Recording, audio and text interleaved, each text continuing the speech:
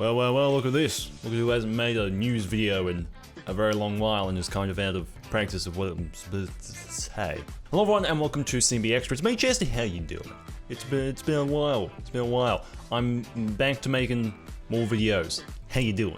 If you haven't enjoyed my streams, how dare you? But this is just a little thing I want to talk about because it really surprised me, because I don't really like talking about news that much anymore, because it just feels like everyone's talking about the exact same thing and no opinion is like, we're all saying the exact same thing. So like in reality, one person can make a news video, not everyone has to make a news video. So I kind of got off that train. But this just really surprised me and confused me and interested me, and that is For Bikini Bottom is coming to mobile phones, which is interesting.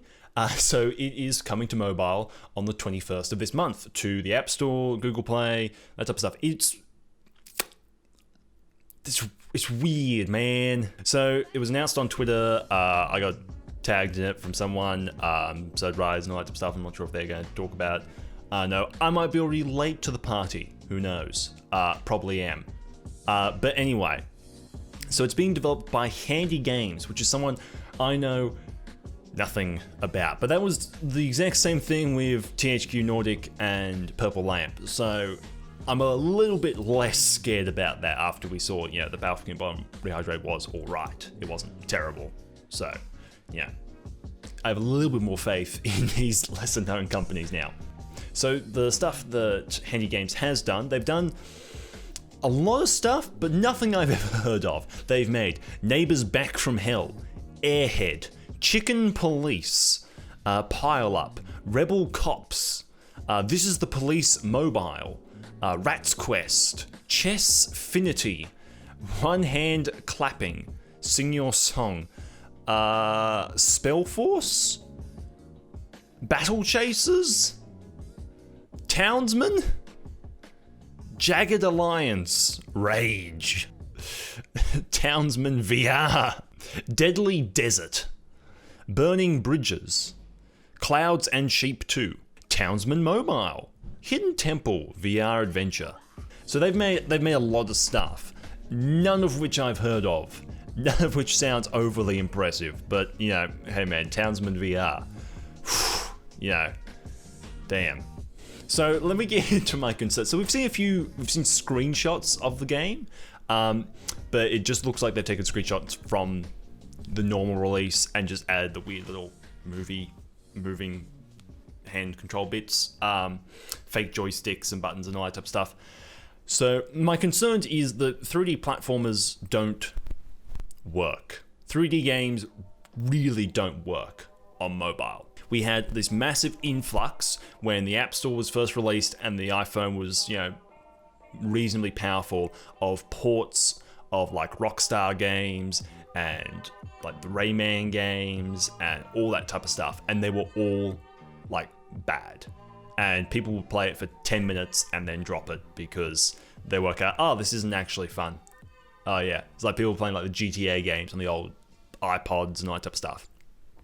You play it for 5 minutes, hate the controls, and you stop. Like 3D games just don't work. The App Store is a completely different ecosystem to what it was. Games are specifically made for the purpose of, that type of ergonomic design, but also with the mind of no one's going to play this game for longer than 10 minutes at a time, most likely. So you design it with that in mind. 3D platformers are not designed with that in mind. Like getting a spatula in SpongeBob can take anywhere from 10 minutes to like 20 minutes. If you're doing like, if we're talking about some of the worst levels, it can take a while. And if you're also playing in 10-minute chunks, it will take you forever to beat. And saving and all that type of stuff will be just like, it's a pain. But like, that's not what we typically want anymore from an iPhone. And we might say that we want it, but again, you play 10 minutes of it. You don't finish that type of experience on a mobile phone. So that's the interesting thing about it. That's one of my concerns, is the fact that those types of games, no matter what people say about like, oh, I'd love to play that, they don't work, and people don't actually finish them like that. That's kind of just the case of the matter I've found, just with myself and with most accounts of this type of stuff. Like, who finished GTA 4 or whatever it was, right? Okay, who finished Bully, okay, on iOS? Who finished BioShock 1 on iOS? Who finished those entire games? No, you didn't.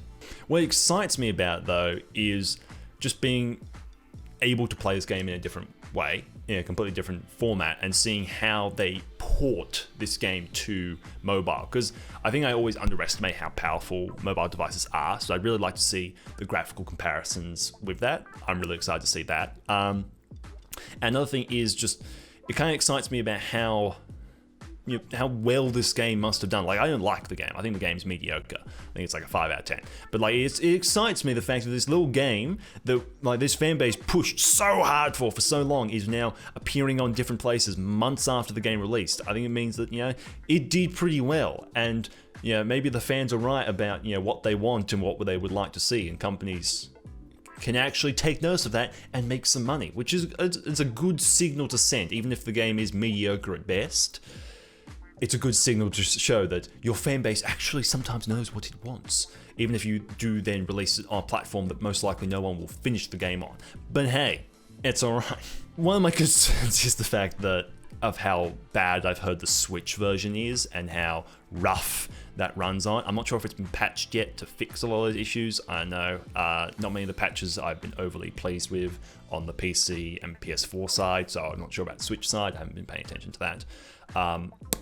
But yeah, so it'll be even more interesting to see how this game runs on mobile. Will it be 24 FPS? 25 FPS? Who knows? And it will be extra crispy and chunky and crunchy and anti-aliasing-y, I'm sure. So it'll be a very jagged experience, I'm sure. But I'm excited to see that. And also, it makes me think about the only time I can really compare something like this actually happening would be the PSP version of Truth or Square, which is interesting because it's a 3D platformer on the PSP, which only has one joystick, so it's a pretty interesting experience.